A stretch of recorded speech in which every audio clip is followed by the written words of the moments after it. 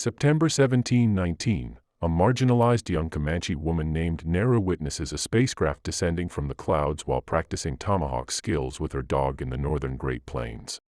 Naru tells her respected brother Tabe that she believes the sky has given her a sign that the time has come to prove herself as a hunter, despite the tribe's dismissal of her due to her gender. Naru works with medicine woman Aruka to make healing poultices. Aruka wonders why Naru wants to go hunting when she is supposed to stay at camp. Naru explains that it is because everyone thinks she isn't capable or courageous. Tabe leads a group of tribesmen in their search for missing member Puhi. Naru unexpectedly joins the search party. Puhi is severely injured when the searchers arrive, and Naru tends to his wounds. Strange signs lead Naru to believe that an unusual creature attacked Puhi, but the men believe it was a lion. Tabe stays behind to hunt, leaving Naru to join the men escorting Puhi back to camp on a makeshift stretcher. When Naru discovers unusual tracks and a skinned snake, her suspicions about the predator are confirmed. Naru returns to warn her brother. Paka is dispatched to accompany her. Naru locates her brother and informs him of the creature. Tabe confirms that this may be her last chance to hunt. Paka is killed by a lion while taunting Naru about wanting to be a hunter. The lion then pursues Naru through the tree's branches.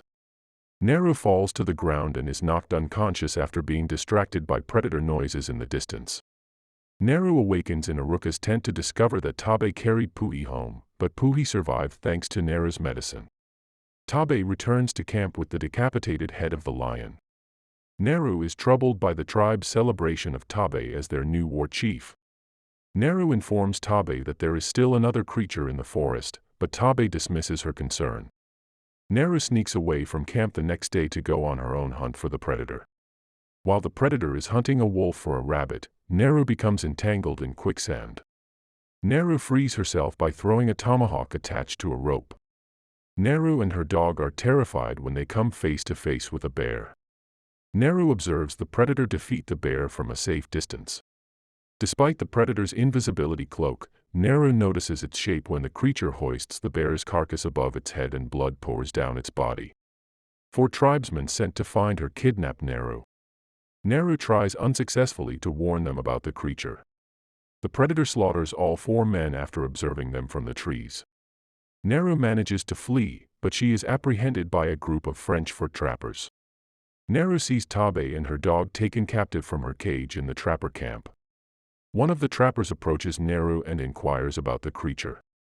Naru and Tabe are then tied to a tree and used as predator bait. The predator slaughters the majority of the trappers. Naru realizes the predator isn't interested in the siblings because they are immobile, and she isn't regarded as a formidable threat. Tabe motivates Naru's confidence in herself as the slaughter continues, before the siblings eventually escape their restraints. While Tabe searches for an escaped horse, Naru returns to the trapper camp to find her dog. In combat, Naru kills 2 of the trappers. Raphael, an injured trapper, offers Naru his pistol in exchange for medical treatment. Naru administers an orange flower she had previously harvested for Aruka. When the predator arrives at the camp, Naru hides and Raphael pretends to be dead. Naru realizes Raphael is invisible to the predator's heat signature sensor because of the orange flower. Raphael is still killed by the predator. Tabe arrives on horseback, armed with spears and a bow, to fight the predator. The predator activates its camouflage cloak and vanishes before Naru can ready her pistol. Tabe realizes the predator will kill him. Tabe inspires Naru in his final words before the predator attacks. Tabe is killed.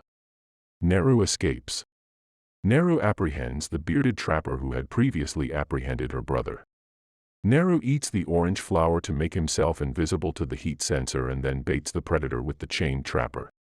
When the predator attacks the trapper, Naru shoots it in the head, causing its mask to fall off. Naru places the predator's mask between 2 rocks after discovering it has a laser targeting system that auto-aims projectiles. Naru and the predator then fight to the death. Naru tricks the predator into firing its wrist projectiles at her when it becomes trapped in quicksand. The predator is targeted by the mask's targeting system. The predator is killed as a result of the redirected projectiles. Naru is crowned war chief of her tribe after returning to camp with the predator's severed head. Naru warns the chief, presenting Raphael's pistol, that they must relocate camp due to a new invasive threat.